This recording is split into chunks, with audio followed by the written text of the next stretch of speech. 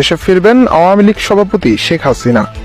গতকাল আন্তর্জাতিক সিএফসিআর এর সংবাদ মাধ্যম থেকে এমনটাই জানিয়েছেন সাবেক প্রধানমন্ত্রী শেখ হাসিনার পার্সোনাল অ্যাসিস্ট্যান্ট। সেই সাথে কোন পদ্ধতি অবলম্বন করলে আওয়ামী লীগ পুনরায় ক্ষমতায় আসতে পারবে সে বিষয় নিয়েও করবেন পর্যালোচনা।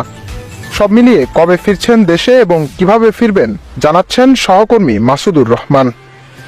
আগস্টের বৈষম্য বিরোধী ছাত্র আন্দোলন থেকে রূপ নেয়া সরকার পতন আন্দোলনের এক দফা দাবিতে দেশ ছেড়ে ভারতে পালিয়ে যেতে বাধ্য হন আওয়ামী লীগ সভানেত্রী ও সাবেক প্রধানমন্ত্রী শেখ হাসিনা।